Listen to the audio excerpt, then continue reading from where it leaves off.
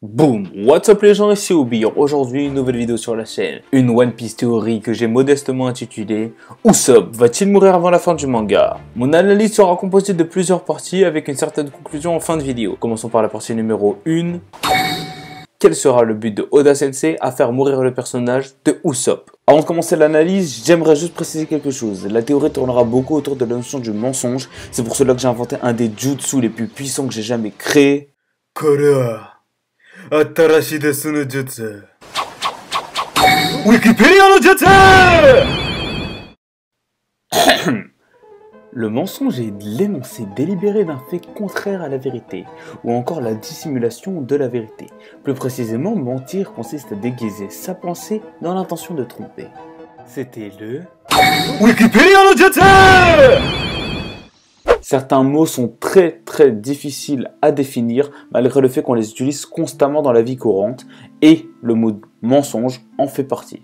Alors pourquoi l'auteur, Eiichiro Oda, aurait un intérêt à faire mourir le personnage de Usopp? Ça marquerait un grand impact dans le manga, ça créerait une certaine légende du guerrier Usopp.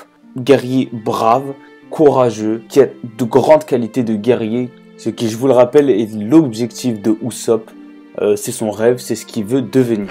Mais pour l'instant, Usopp n'est ni brave, ni courageux. Donc, il faudrait une grande évolution entre maintenant et le moment où il va mourir, sinon ça n'aura aucun effet. Revenons-en à la notion du mensonge. En effet, nous savons à présent, et depuis longtemps, que certains des mensonges de Usopp s'avèrent au fur et à mesure vrais. Nous avons l'exemple le plus connu avec celui de Kaya, donc il lui racontait une histoire avec un crabe géant et ses défécations de la taille du Nil. Plus tard, à l'arrivée de Grand Line, Usopp et les autres membres de l'équipage rencontrent ce fameux monstre. Usopp avait aussi dit aux Tontatas que grâce à son acquis des rois, il avait provoqué un tremblement de terre au-dessus de leur tête. Et plus tard dans l'arc Dressrosa, on peut voir un début d'éveil, d'acquis d'observation de la part d'Usopp, et ce qui est un avantage extrême lorsqu'on est un tireur d'élite comme lui. Précédemment, je vous disais que Usopp n'était ni brave, ni talentueux, ni puissant au combat. On peut voir que Eiichiro Oda commence à donner une certaine puissance à Usopp. En effet, après les 2 ans, Eiichiro Oda a totalement oublié les projectiles qu'il lançait, donc les œufs pourris, les petites boules explosives, les boules de piment, et a inventé totalement un genre de projectile avec les pop green. Donc en fait, tout a été réinventé, une nouvelle habilité au combat a été donnée à Usopp, donc un nouveau style, une nouvelle puissance a été donnée. Donc la partie puissance est en train de se faire créer, on est en train d'évoluer chez Usopp, chez le personnage d'Usopp. Mais mentalement, un guerrier doit être brave et courageux. Et la puissance n'a rien à voir au fait qu'il soit courageux ou brave. Avec le dernier scan de One Piece, nous avons eu une révélation totalement choquante avec la tribu des Minks. Ils avaient totalement menti sur le fait de la connaissance de Raizu, alors qu'ils le connaissaient totalement.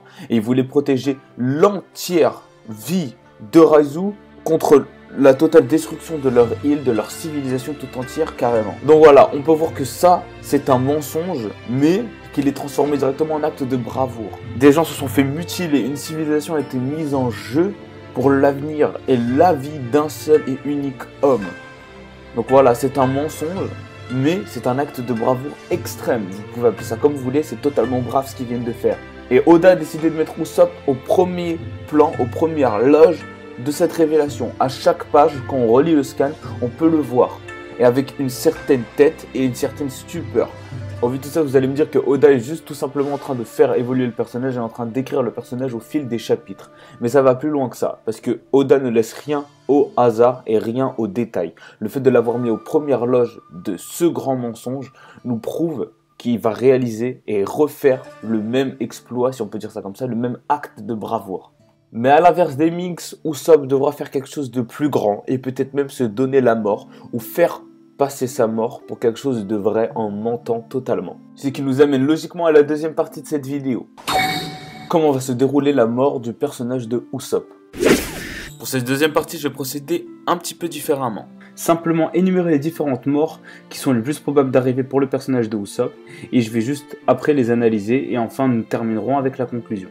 Donc il y a 2 types de morts qui seraient intéressantes pour Usopp.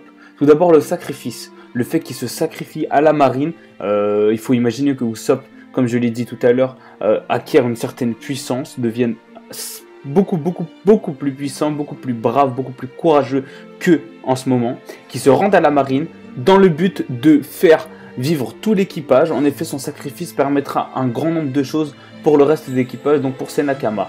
Le fait qu'il se sacrifie pour eux est un vrai acte de bravoure et le rendra tout à fait légitime et sera reconnu comme un guerrier brave par tous les océans. Et la deuxième mort qui conviendrait le mieux à Usopp, ce serait en fait de tout simplement pas mourir. Je vous explique. Le fait de dissimuler une fausse mort serait beaucoup plus probable avec le personnage de Usopp et le fait de mentir d'une manière positive. Donc si vous vous rappelez du début de la vidéo, je vous ai montré la définition avec le Wikipédia no Jutsu. La définition d'un mensonge. Un mensonge est là pour dissimuler une vérité. Ça peut être bien ou ça peut être mauvais. Dans ce cas-là, ça peut être beaucoup plus intéressant de mentir et de créer une certaine mort aux yeux de quelqu'un d'important. Peut-être Yasop, peut-être la marine, peut-être même ses Nakama pour les protéger de quelque chose. Ce serait aussi un acte de bravoure et ce serait grandiose pour le manga et pour le personnage d'Usopp.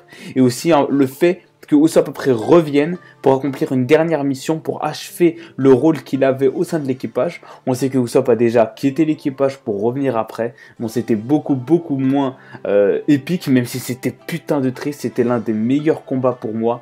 Pas au niveau badass, mais au niveau émotion. Personnellement, c'est un des combats que j'ai plus kiffé, Usopp contre Luffy. Bref, ça c'est une autre histoire. Usopp a déjà quitté l'équipage, il se peut qu'il le requitte encore une fois pour les protéger cette fois-ci. Pas pour le fait de garder le bateau, garder le mérite. Pour les protéger, et en faisant ça, ça le rendra vraiment brave. Un réel guerrier a assez de courage pour dissimuler une mort pour l'intérêt de toute autre personne dont il tient. Comme on a pu le voir avec les Minks, ils n'ont pas dissimulé une mort, ils ont totalement pris cher, pris tarif pour sauver un seul homme. Si Usopp doit dissimuler une mort aux yeux de tous pour les sauver, c'est quelque chose qui est vraiment très courageux, très brave, et un guerrier est digne de faire ça, alors qu'il a atteint un courage maximum, et faut qu'il soit assez brave et assez courageux pour faire ça. J'espère que cette théorie One Piece vous a plu, elle est enfin terminée. C'est assez court et en même temps assez long dans les explications. C'est la première fois que je fais une One Piece théorie et une théorie en tout genre. Donc voilà, la chaîne commence petit à petit. Il commence à y avoir des gens qui commencent à regarder les vidéos. Je me répète de ouf, c'est un truc de malade. Bref, je vais pas couper ça parce que c'est la conclusion. Je pense qu'il faut que ce soit assez vrai, assez naturel. Donc voilà, j'espère que ça vous a plu. N'hésitez pas à partager la vidéo, liker pour mieux référencer la vidéo auprès de YouTube et surtout donnez votre avis dans les commentaires, ça m'intéresse fortement. N'hésitez pas à vous abonner si mon travail vous plaît et j'espère qu'on se reverra dans une prochaine vidéo, scan review, live reaction, Dragon Ball Super ou One Piece. C'était Obir, over.